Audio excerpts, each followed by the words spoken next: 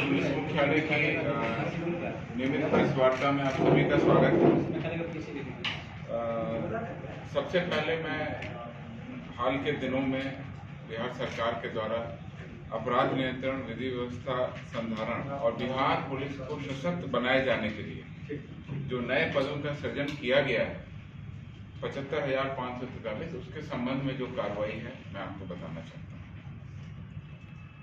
Bihar police में अब तक की एक साथ बहाली की सबसे बड़ी संख्या के बारे में अब शीघ्र ही हम लोग नई एडवर्टीजमेंट के साथ में नियुक्ति प्रक्रिया प्रारंभ करने वाले हैं। कुल 21,391 21,391 पदों पर सिपाहियों की नियुक्ति के लिए रिक्विजिशन गृह विभाग के द्वारा रोस्टर क्लियर होने के उपरांत कल पुलिस विभाग ने सिपाही भर्ती चयन परिषद को भेज दिया। इतनी बड़ी संख्या में बिहार पुलिस में एक साथ सिपाहियों के पद पर कभी नियुक्ति नहीं हुई।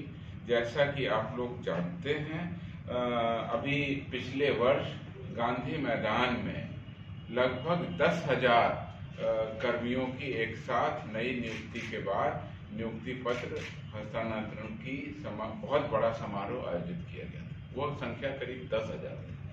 अब हम सीधे एक साथ एक विज्ञापन के तहत 21,391 सिपाहियों के पदों पर नियुक्ति कर रहे हैं और आपके माध्यम से हम इस संबंध में आम जनता को भी अवगत कराना चाहते हैं। इस पूरी बहाली में 7,903 कुल पद महिलाओं के लिए आरक्षित रहेंगे 21,000 में। तो हमारी महिला कर्मियों के लिए, महिलाओं के लिए ये बहुत बड़ा मौका है कि इतनी बड़ी संख्या में आए और बिहार पुलिस को सशक्त बनाने के लिए इस भर्ती में भाग लें। आपको मैं बता देना चाहता हूँ, महिलाओं के लिए क्षैतिज आरक्षण 35% है और इसके अलावा पिछड़े वर्ग की महिलाओं के लिए 3% पद आरक्षित हैं। कुल मिलाकर के 7,903 पद महिलाओं के लिए इसमें आरक्षित रहेंगे। राज्य की महिलाओं को सशक्त, आत्मनिर्भर तथा स्वावलंबी बनाने की दिशा में ये बड़ा कदम है। साथ ही साथ बिहार पुलिस में इतनी अधिक संख्या में महिलाओं की भर्ती संभवतः पहली बार एक विज्ञापन के तहत होगी। मैं आप लोगों के माध्यम से ये जानकारी देना चाहता हूं कि इस प्रतियोगिता परीक्षा में भाग लेने के लिए शैक्षणिक योग्यता इंटरमीडिएट रखी गई है। अतः उम्मीदवार का कम से कम इंटरमीडिएट होना, उत्तीर्ण होना आवश्यक। सामान्य वर्ग के उम्मीदवारों के लिए 18 से 25 वर्ष और अन्य पिछड़ा, अत्यंत पिछड़ा वर्ग के उम्मीदवारों के लिए 18 से 27 वर्ष। इस वर्ग में जो महिलाएं हैं उनके लिए 18 से 28 वर्ष और अनुसूचित जाति जनजाति के उम्मीदवारों के लिए आयु सीमा 18 से 30 वर्ष। गृह रक्षकों को इसमें कुछ छूट दी गई है। जो डिटेल जब विज्ञापन सिपाही भर्ती परिषद द्वारा जारी किया जाएगा उसमें सारी की सारी जानकारी आपको दी जाएगी।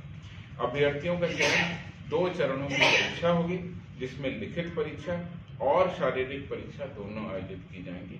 तो ये अच्छा मौका है उन युवाओं के लिए जो कि लिखित परीक्षा और शारीरिक परीक्षा दोनों में दमखम रखते हैं, तैयारी में जुटे और बिहार पुलिस में बहुत भारी संख्या में ये रिक्विजिशन हमने कल भेज दिया है। जैसा आपको पता है कि अब ये सारी की सारी कार्रवाई सिपाही भर्ती बोर्ड के द्वारा की जाएगी, जिनके द्वारा विज्ञापन निर्गत किया जाएगा। विज्ञापन निर्गत करने के बाद में अंतिम कट ऑफ डेट होगी। उस डेट तक जो विज्ञापन आएंगे, जो अभ्यर्थी आवेदन करेंगे, उसके बाद में उनकी लिस्ट बनेगी। फिर प्रतियोगिता परीक्षा कैसे कैसे होगी, लिखित परीक्षा कैसे होगी और फिजिकल परीक्षा कैसे होगी, उसका पूरा चार्ट निकलेगा। हम लोगों को ऐसी उम्मीद है और आशा है कि जिस प्रकार पिछले वर्ष हमने नवंबर में ये 10,000 से ज्यादा लोगों को नियुक्ति पत्र दिलाया था, इस वर्ष हम लोग 21,391 पदों पर नियुक्ति पूरी करें और इस वर्ष के दिसंबर होते होते तक हम लोग वैसा ही एक साथ बड़ा कार्यक्रम आयोजित करने में सक्षम हो। लेकिन ये अभी प्रथम चरण है, अभी विज्ञापन होगा और उसके आगे की कार्रवाई होगी। ये आपके लिए सूचना थी। इसके अलावा इस नियुक्ति के अलावा नियुक्ति से शॉर्टफॉल विभिन्न कोटि के 75,543 पदों को स्वीकृत किया है सरकार। इसमें विभिन्न पद हैं 75,543। उसमें से बहुत सारे पद जो है प्रोन्नति के, सीधी नियुक्ति के कितने पद हैं वो आपको मैं बता दूंगा अलग से, और उसमें से 21,000 का हम लोग एक साथ कर रहे हैं।